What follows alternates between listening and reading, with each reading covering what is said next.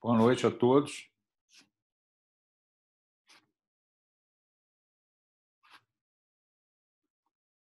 Vocês estão me ouvindo?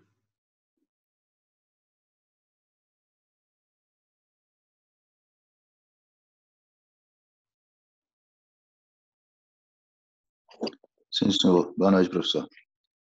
Boa noite, Cláudio. Boa noite. Boa noite, Caroline. Está tudo bem. Vamos hoje dar uma aula complementando a discussão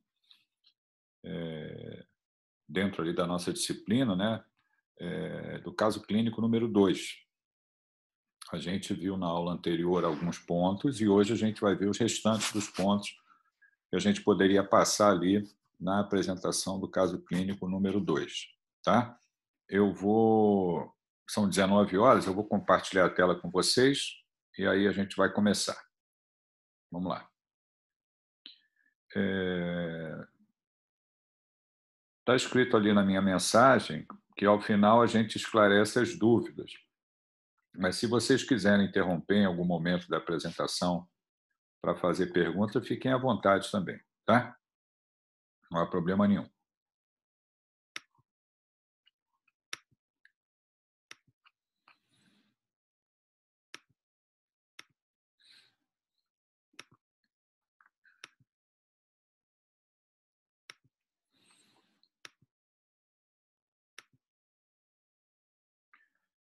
Vocês estão vendo o slide?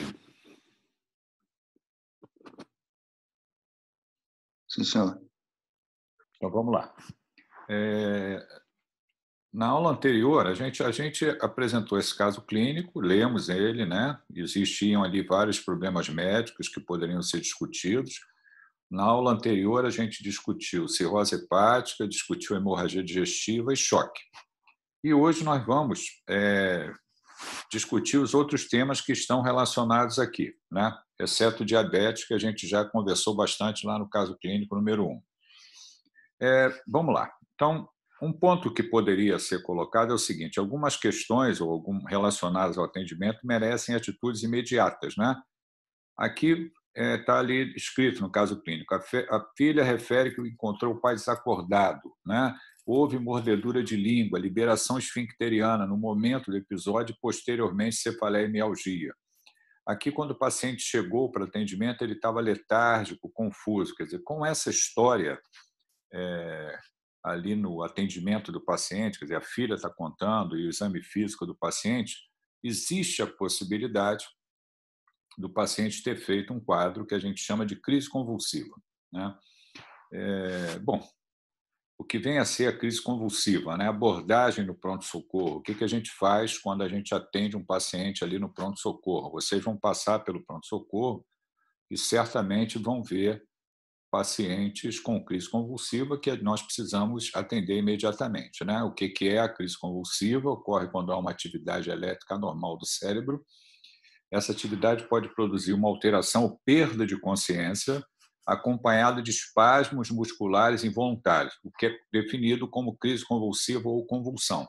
Quer dizer, normalmente, o paciente tem as contrações musculares, os espasmos musculares tônico-clônicos e a inconsciência. Isso a gente chama de crise convulsiva ou convulsão, né?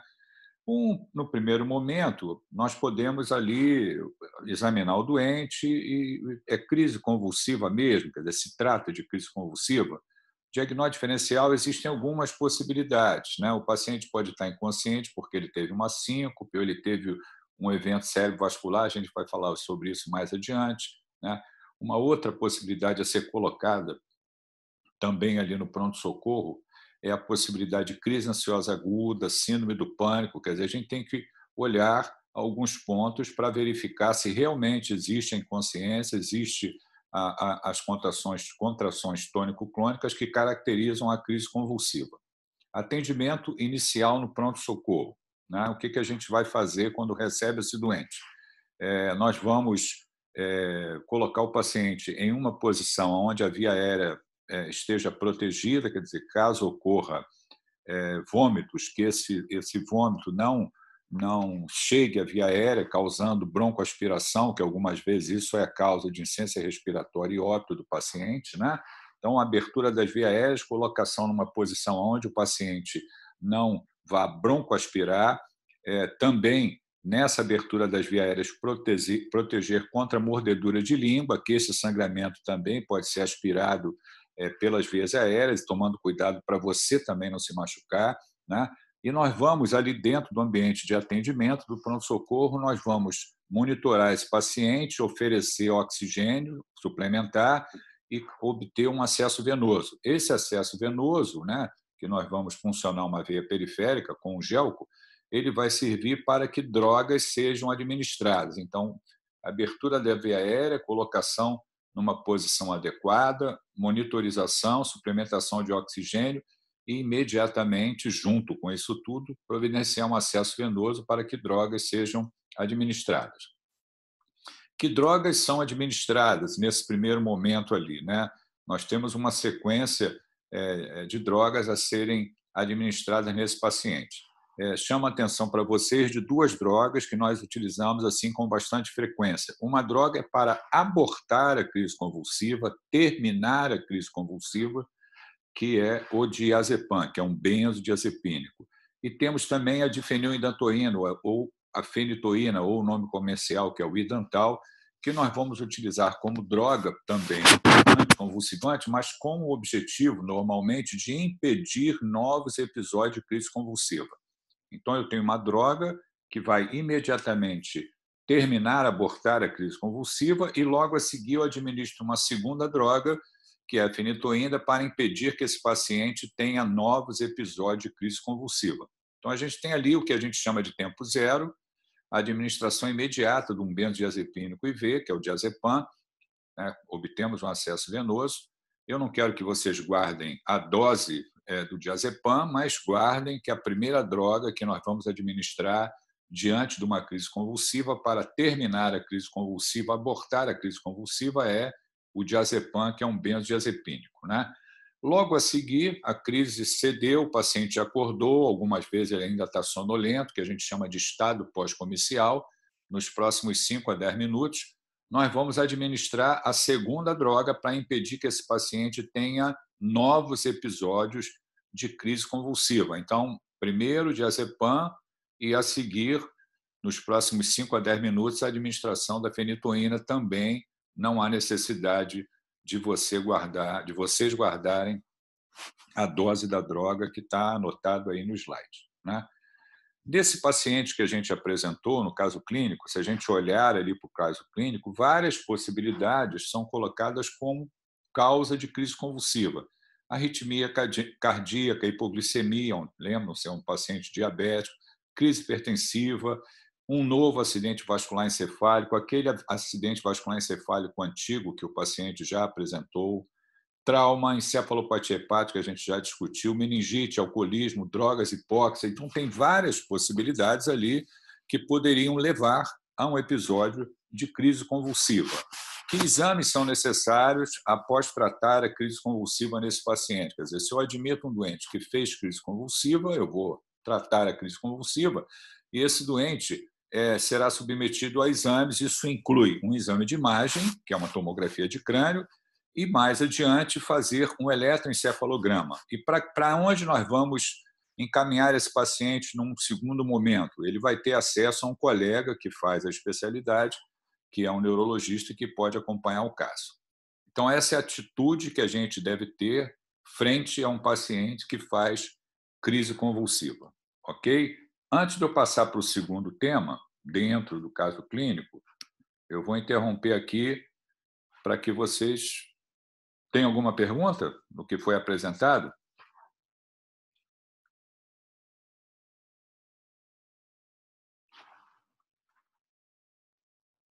Eu estou vendo o chat aqui também. Tranquilo, por enquanto. Tranquilo? Então, vamos seguir. Vou voltar a compartilhar a tela para dar continuidade. Um outro ponto que poderíamos também explorar é o seguinte, né? Uma outra condição é ali, o paciente é um paciente hipertenso, né? Faz uso de captopril, que é um inibidor da enzima de conversão do angiotensinogenio, e também a hidroclorotiazida, que é um diurético, né? E ali o paciente poderia ter feito um quadro, né, que justifica ali a apresentação dentro do que a gente chama de crise hipertensiva. Então, nada impede que um paciente previamente hipertenso faça uma crise hipertensiva, tenha lá um quadro central e é levado para atendimento na emergência. A gente chama isso de crise hipertensiva, emergência hipertensiva. Aqui a gente tem dados relacionados à hipertensão arterial, não é isso? Uma condição multifatorial caracterizada por elevação sustentada dos níveis pressóricos, frequentemente se associa a distúrbios metabólicos, alterações funcionais e ou estruturais de órgão-alvo, sendo agravada pela presença de outros fatores de risco, como dislipidemia, obesidade, intolerância à glicose e diabetes mellitus, né? E a gente tem o que a gente chama de emergência hipertensiva, onde você tem risco iminente da vida e de rápida e progressiva deterioração de órgão-alvo. Quer dizer, se eu tenho uma emergência hipertensiva, eu preciso tratar essa emergência hipertensiva. Requer redução da PA em questão de minutos a poucas horas, habitualmente com drogas por via parenteral. Quer dizer, eu vou lançar mão de drogas para controle dos níveis tensionais por via parenteral, por via endovenosa. Normalmente, esses pacientes ficam no ambiente hospitalar e têm indicação de ser tratado num local onde todos os recursos estão disponíveis, onde o doente é monitorado, que é o ambiente de terapia intensiva. Temos ali como meta nessas emergências metaterapêuticas, nessa emergência hipertensiva, reduzir a pressão, né, em não mais do que 25% dos níveis iniciais, em um período de minutos a 2 horas. Para isso, a gente vai lançar mão de drogas, que eu já vou falar, e depois mantendo ali os níveis tensionais até 160% entre 2 a 6 horas. Evitar diminuições rápidas dos níveis tensionais para evitar hipoperfusão cerebral e ou coronariana, por reduções muito rápidas ou acentuadas da pressão arterial. Por isso, o doente tem que ficar no ambiente onde ele é monitorado e a pressão arterial é checada em intervalos de tempo pequenos, né, para que ele possa a droga ser administrada e nós observamos os resultados dessas drogas. Nós vamos lançar mão nesse contexto, né, de tratar a emergência hipertensiva. São 2 drogas que a gente pode utilizar, ou uma droga ou outra droga. Uma droga que é bastante utilizada são os vasodilatadores, né? Uma classe de drogas. E, dentre elas, o que a gente normalmente escolhe para controle rápido dos níveis tensionais é o nitroprusiato de sódio. É um vasodilatador arterial e venoso. Mais uma vez, não precisa aguardar a dose da droga, mas nós vamos lançar mão do nitroprusiato de sódio, o nome comercial é Niprid, como um vasodilatador arterial e venoso para que haja uma diminuição rápida dos níveis tensionais. Podemos lançar mão também de uma outra droga, que é um vasodilatador venoso, né? Vai atuar em território venoso, opção para tratamento de crises hipertensivas. É a nitroglicerina, o nome comercial chama-se Tridil.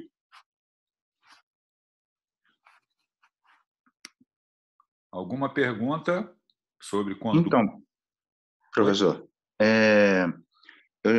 eu já tive acometida 2 vezes a atendimento de emergência por hipertensão, crise hipertensiva, melhor dizendo, e lançaram mão de remédio neurológico, entendeu? Rivotril, essas coisas assim. Também seria indicado e não passaram nenhum desses que o senhor falou. É você, Cláudio? Isso. Mas não fizeram antihipertensivo. Algumas vezes a gente faz drogas oral ou sublingual, por exemplo, como captopril, né? Não fizeram nada. Foram direto para o Rivotril e as condutas foram bem semelhantes ao que o senhor colocou, né? Repouso, observação, essas coisas todas. Mas a medicação foi totalmente diferente. Talvez porque... Eu também fiquei meio assim na época, né? Veja bem, você usa alguma medicação regular para controle da hipertensão arterial? Não, não, eu não sou hipertenso. Eu tive crise hipertensiva. Não, então isso não é o padrão comum, né? O padrão comum do paciente fazer crise hipertensiva é o paciente previamente hipertenso. Algumas pessoas, talvez diante de alguma condição que leve a um grau maior, por exemplo, de agitação, ansiedade, estresse, eles podem apresentar níveis tensionais elevados, né? Esses níveis tensionais elevados, dependendo dos níveis tensionais, devem ser abordados e tratados, né? E dependendo ali do contexto clínico, né? Pode ser que você observe no paciente, eu não estou falando que isso se refere a você, né? Mas pode ser que a gente encontre o paciente onde existe um nível ali de agitação, de ansiedade muito significativo e o uso de drogas que podem minimizar esse contexto de ansiedade, agitação, podem obter resultado com o controle dos níveis tensionais. Mas isso não é o padrão. O padrão é o paciente hipertenso descompensar, fazer uma crise hipertensiva, uma emergência hipertensiva. No seu caso específico, tem essa particularidade, talvez relacionada a outros pontos. Mas Eu entendi, não é a droga que a gente utiliza para controle dos níveis tensionais, com certeza não é. No teu eu caso, entendi o raciocínio, então, da sua explicação. Então, a gente tem que ter um paciente previamente hipertenso com uma crise hipertensiva associada, né? você pode até ter o doente, por exemplo, que nunca foi ao médico, né? Porque não teve oportunidade de ir, então ele não sabe que é hipertenso, porque a hipertensão arterial muitas vezes é uma doença silenciosa. E lá, em determinado momento, ele faz uma emergência hipertensiva, então ele vai ser atendido. Se você perguntar a ele se ele sabe que é hipertenso, ele vai dizer que não, mas só que os níveis tensionais estão extremamente elevados, então trata-se de um paciente hipertenso. O que vai acontecer é que esse doente você vai tratar, vai melhorar os níveis tensionais, ele vai ter alta para acompanhamento ambulatorial e ele deve ser encaminhado para um clínico, para um colega da cardiologia, para dar seguimento ao tratamento da hipertensão arterial. Tá? Que a gente está no Uhum. Brasil, né? Nem sempre todo mundo teve acesso ao médico e conhece lá as patologias que deve fazer acompanhamento. E por se tratar de uma doença silenciosa, a doença pode se apresentar como uma crise hipertensiva ou uma emergência hipertensiva, ok? Ok, entendido, obrigado. Nada. Se não temos mais nenhuma pergunta, eu vou voltar a compartilhar para dar seguimento. Vamos lá. Um outro ponto também a ser colocado ali é a possibilidade do paciente ter feito um evento cerebrovascular, porque ele tem a história de ter tido um acidente vascular encefálico previamente, inclusive com sequela, né? Então nada impede que ele possa ter feito um outro evento, né? Quem já fez um acidente vascular encefálico tem uma chance de fazer um novo evento. Então ele está sendo trazido ao hospital, existe essa possibilidade, né? O paciente fez um acidente vascular encefálico ou fez um outro quadro que a gente chama de TIA, ou ataque isquêmico transitório. O que é isso, né? E muitas vezes esse diagnóstico diferencial é feito, né, e a gente precisa de um exame de imagem, de uma tomografia de crânio, para ver se existe alguma imagem nova que caracterize um evento recente, um acidente vascular encefálico, isquêmico ou hemorrágico, ou essa tomografia pode estar normal e aquele quadro neurológico mais adiante regride por completo, né? Então, o que é isso? Ataque isquêmico transitório. Um paciente admitido com déficit neurológico focal que no intervalo de 24 horas regride por completo. Então, o paciente pode ter dormência algumas vezes, uma diminuição de força em determinado dimídio ou determinado membro, e aquele quadro regride nas horas subsequentes, algumas vezes até antes de 24 horas. E a TC não revela a imagem de infarto cerebral, quer dizer, o doente pode ser hospitalizado, observado, faz uma tomografia, faz outra tomografia, o quadro regride por completo, a gente chama isso de ataque isquêmico transitório, né? Normalmente representa um quadro de isquemia cerebral reversível que caminha, ou existe a possibilidade grande, de completar um AVE isquêmico propriamente dito mais adiante. Então, toda vez que eu vejo um paciente com ataque isquêmico transitório, eu devo fazer a seguinte pergunta: o que está acontecendo? O que eu preciso abordar? Né? Por que o paciente fez o episódio de ataque isquêmico transitório. Aqui a gente tem várias possibilidades para o paciente fazer um acidente vascular encefálico isquêmico.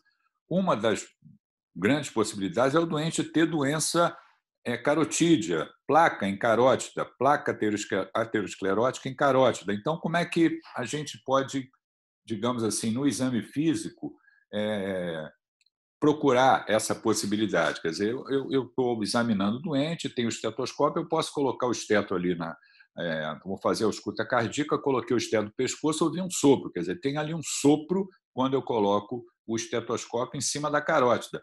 Esse sopro carotídeo faz com que eu progrida nessa investigação. Como é que eu posso progredir na investigação? Aqui apenas um slide para mostrar uma placa aterosclerótica que progressivamente obstrui a luz vascular, não é isso? Essa placa ela pode progredir até a obstrução por completa, quando ela se rompe, tem adesividade plaquetária, formação de um trombo, e o paciente faz um AVE isquêmico. Então, eu tenho a placa, a progressão da placa, a obstrução completa e o AVE isquêmico. Eu posso explorar esse doente fazendo uma ultrassonografia, eu posso explorar esse doente fazendo uma tomografia de crânio, uma angiotomografia, eu posso explorar esse doente fazendo uma angiorressonância, eu posso explorar esse doente fazendo uma arteriografia cerebral.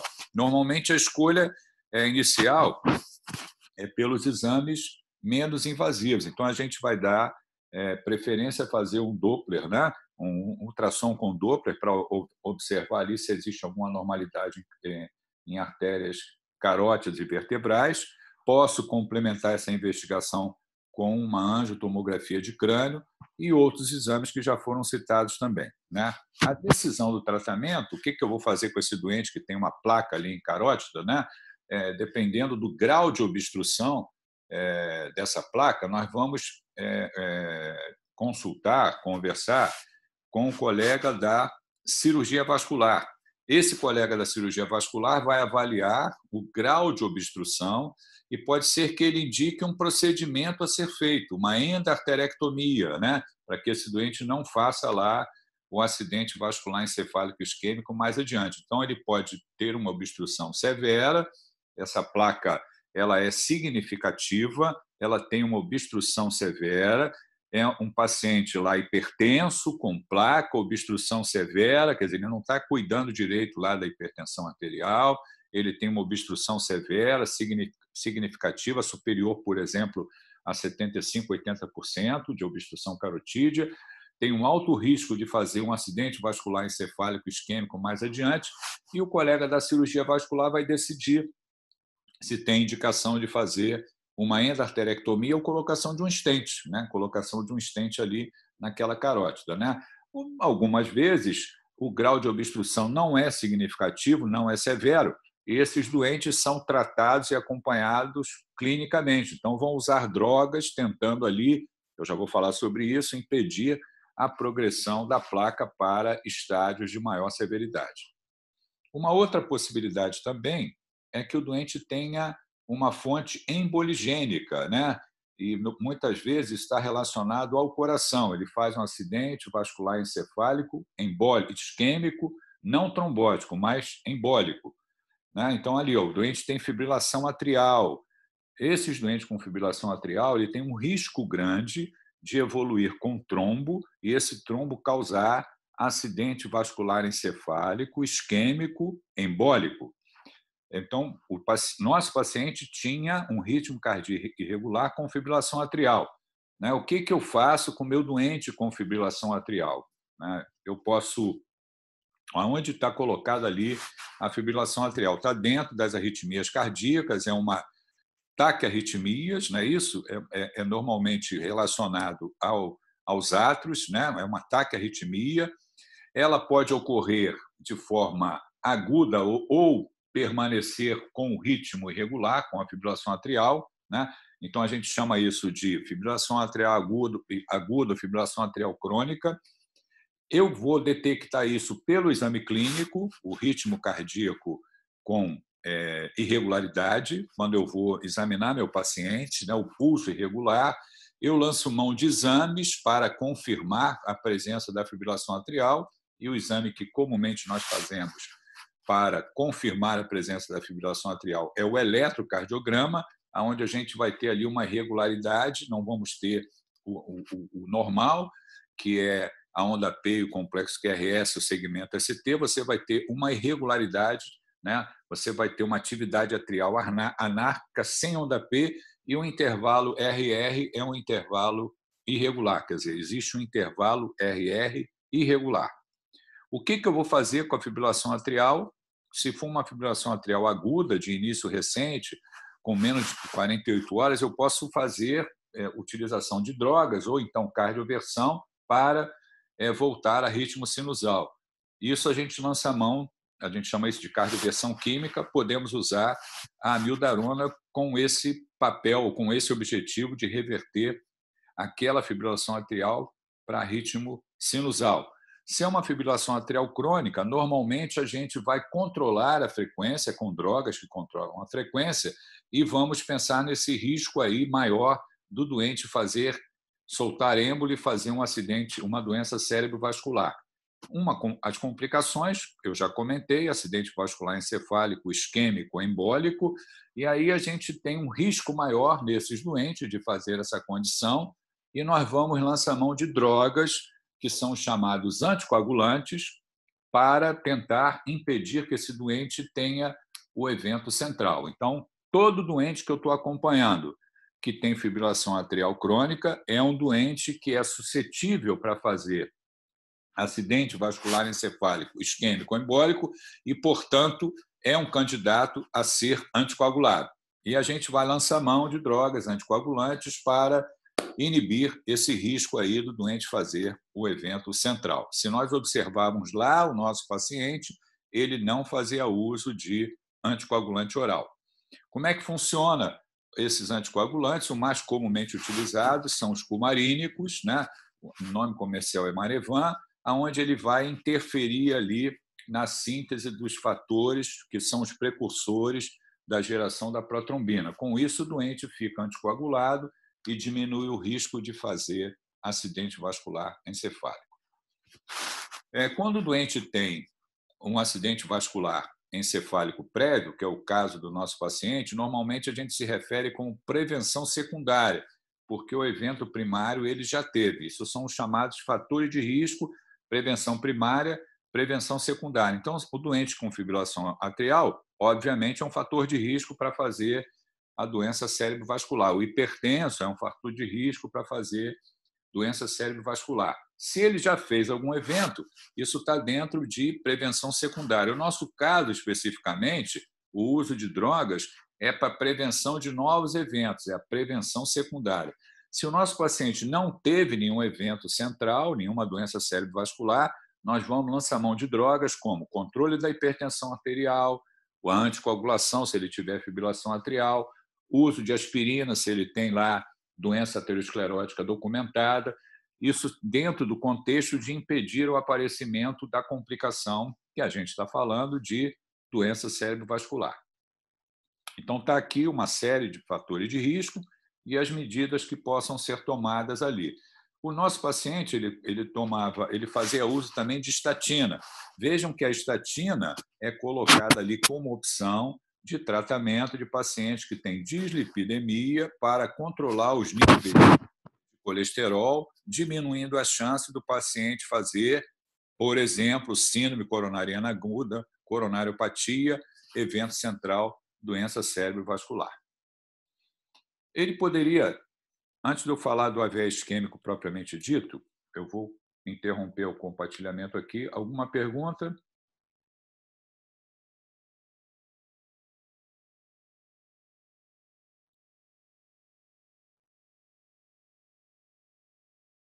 Não?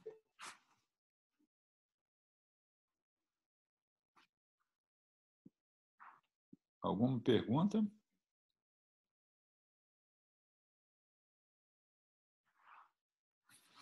Ok. Vou voltar ao compartilhamento. Uma outra condição é o nosso paciente.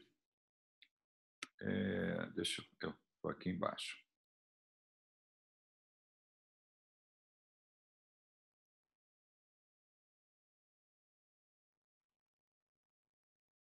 é o nosso doente ter feito um AVE isquêmico, né? Propriamente dito, né? E qual é a abordagem do AVE isquêmico, né? A patogênese do AVE isquêmico. Eu tenho ali, quando eu tenho uma oclusão de um vaso cerebral por trombose ou embólico, que leva ali a diminuição do fluxo arterial para uma determinada região do sistema nervoso central, eu vou ter o sofrimento dessa área, eu vou ter um infarto cerebral. No primeiro momento, eu vou ter uma área pequena de infarto e, com o decorrer das horas, essa área vai aumentar, né? Então, eu tenho um quadro que evolui para uma maior área de infarto com o decorrer do tempo, né? Essa é a patogênese do acidente vascular encefálico isquêmico, seja ele trombótico, ou, que é o mais comum, trombótico é o mais comum, ou embólico. Aqui numa tomografia, mostrando a progressão dessa área de infarto cerebral. Então, tem uma área que a gente chama de penumbra e uma área de infarto, e ao longo do tempo, essa área que está isquêmica, ela evolui para uma área maior de infarto cerebral, né?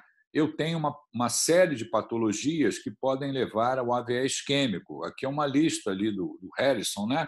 E a gente está falando aqui, ó, trombose de grandes vasos, carotídeos, por exemplo, né? Qual é a conduta? A conduta que a gente sempre teve ao longo do tempo com esses doentes é suporte clínico, internação do doente, controle da hipertensão arterial, tomografia, aspirina, uso de estatina, fisioterapia precoce, controle com exame de imagem, avaliação da causa através de vários exames, e já comentei a respeito da anticoagulação quando você tem o AVE isquêmico embólico. Mas, muitas vezes, o doente evolui com gravidade, com infarto extenso, fica em coma e morre dentro do hospital, né? São áreas extensas de infarto cerebral. O que aconteceu, o que ocorreu ao longo do tempo que fez com que a gente mudasse a nossa conduta, né? A nossa conduta mudou no sentido de tentar abrir essa artéria que foi obstruída por um trombo, né? É o que a gente chama de... E nós, essas decisões que nós tomamos, elas são fruto de publicações que estão aí na literatura que acabam impactando ali ou modificando a nossa prática clínica, né? Aqui, os níveis ou a força dessas evidências, né? Desde opinião de especialista até trabalho randomizado controlado, meta-análise e artigos que mudam a nossa prática clínica. Então, o que nós fazemos hoje com o paciente com AVE isquêmico é fruto de uma publicação desde 1995, ou seja, nós temos aí 25 anos, quase 26 anos, né, que a gente utiliza essa nova estratégia. A partir da publicação desse artigo, o que o autor fez?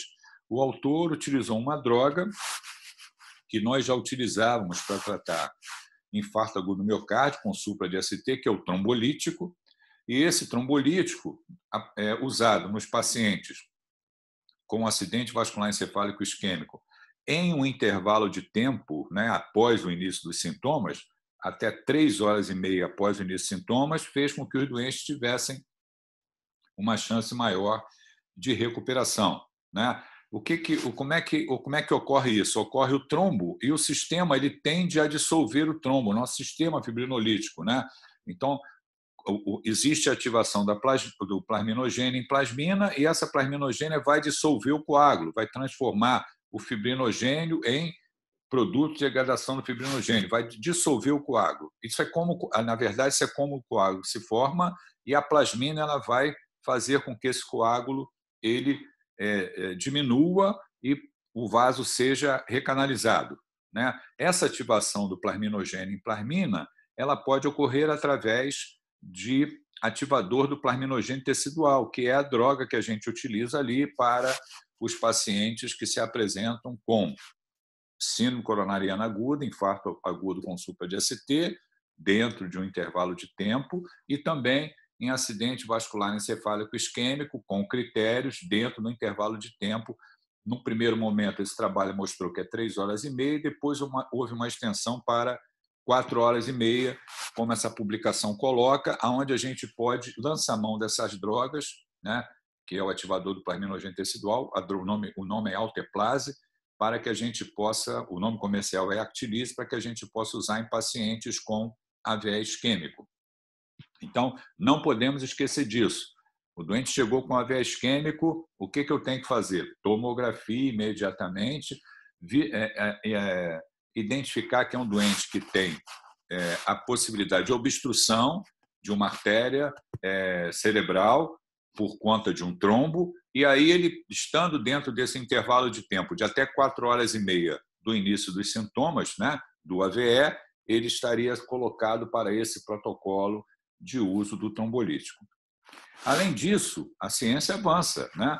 Além do uso do trombolítico, também foi colocada uma outra opção, ou até associada ao uso do trombolítico, que é o tratamento endovascular. Então, veja, um doente atendido é levado para a sala de hemodinâmica e a artéria é aberta, a que a gente chama para fazer trombectomia. Aí eu preciso atender, levar esse doente para a sala de hemodinâmica, se coloca um dispositivo onde você retira esse trombo. Existe um dispositivo que pode ser utilizado para fazer a trombectomia, e isso foi publicado, né, se a gente vir aqui num artigo, isso foi publicado no New England, também mostrando benefícios com o uso dessa droga, né? Então, ali, 2015, essa publicação, isso tem 6 anos que está publicado.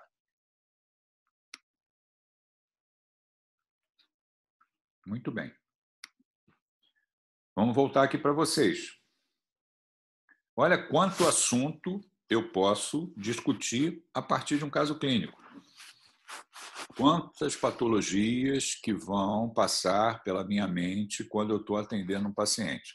É aquilo que eu conversei com vocês sobre raciocínio clínico.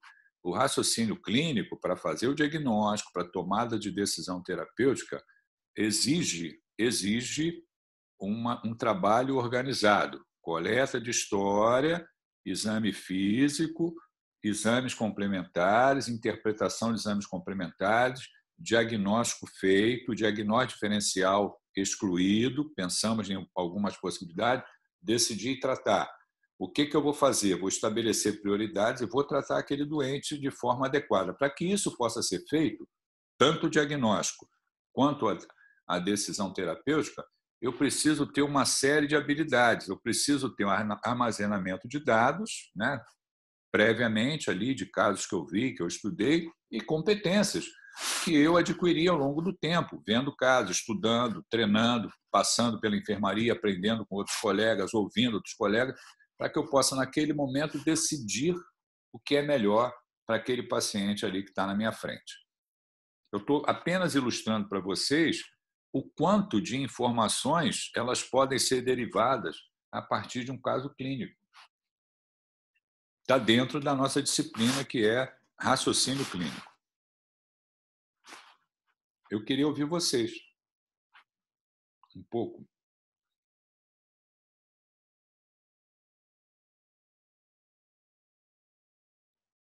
Essa parte clínica é bem extensa, né, professor? Para isso você faz um curso, vai fazer um curso de 6 anos, né, Cláudio? E depois, mas pelo menos 2, 3 anos de residência, né? A medicina é difícil, né? É muito difícil. Mas é bonito, né? Com certeza, com certeza. Eu queria mostrar para vocês, né, já que a gente está terminando ali esse nosso período, depois eu vou pegar outra turma, né, e mostrar para vocês o que aconteceu comigo. Eu vou fazer esse ano 44 anos de formado, né? E, então, 6 anos de medicina e mais 44 anos de formado. Então, como é que é a vida da gente? A vida da gente é trabalhar, né? Tá ali na assistência, né? Predominantemente, né? Procurando fazer o melhor possível pelos nossos pacientes.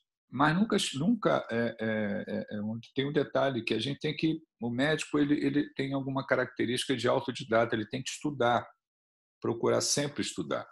Vocês estão no 4º período, então vocês estão no início do curso.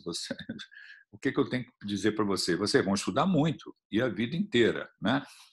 Eu queria mostrar para vocês isso aqui, só para você ter ideia de como que a gente recebe influência das pessoas, né?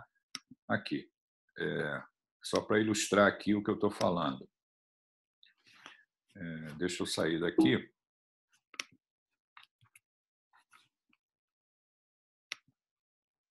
Aqui, vocês estão vendo esse slide? Sim, professor, dando para ver.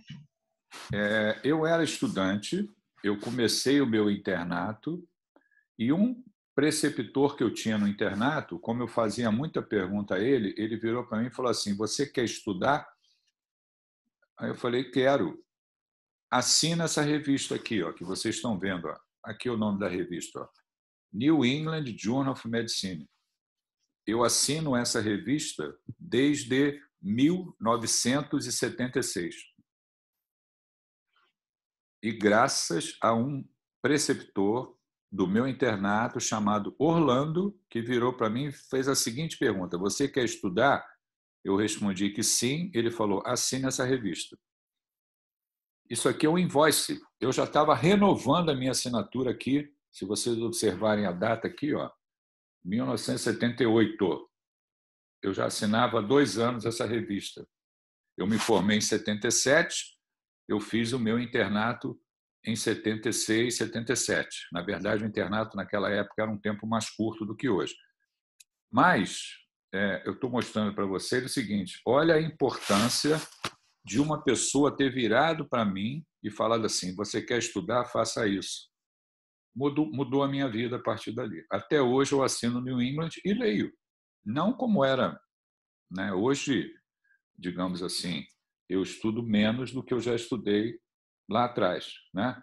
Mas continuo estudando um pouco. E assim faço questão de assinar o New England. Eu assino o New England há 46 anos. Hoje é tudo mais fácil, a gente tem acesso à internet, às revistas. Naquela ocasião, a revista do New England ela é semanal. Então, toda semana chega o New England para você ler.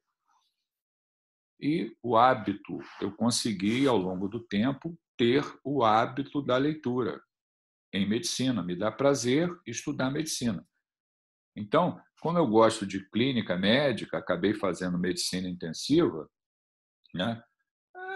Faz parte da nossa vida procurar informação, estudar um pouco para poder tratar bem dos nossos pacientes. A minha função hoje é mais assim ensinar do que fazer, né? Mas até para poder ensinar, você tem que saber fazer, né? Senão fica muito teórico as coisas, né? Estou mostrando para vocês só como curiosidade, né? Como que uma pessoa influencia a vida da outra, né? E é importante na sua formação.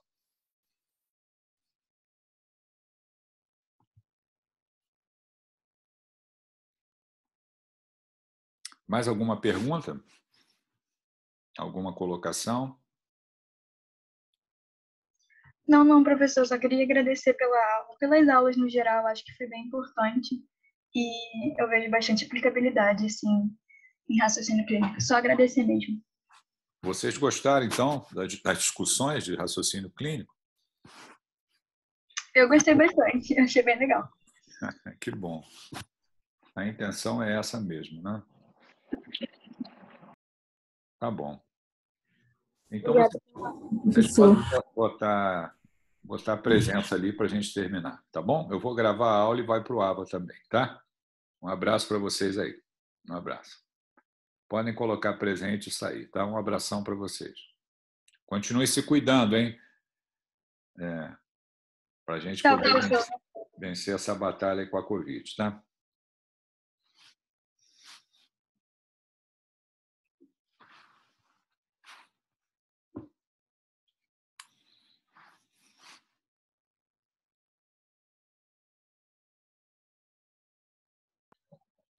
Obrigado pela aula. Boa noite, professor. Boa noite, rapaz. Boa noite, Cláudio. Obrigado a vocês, tá? Pela participação. Espero que tenham gostado.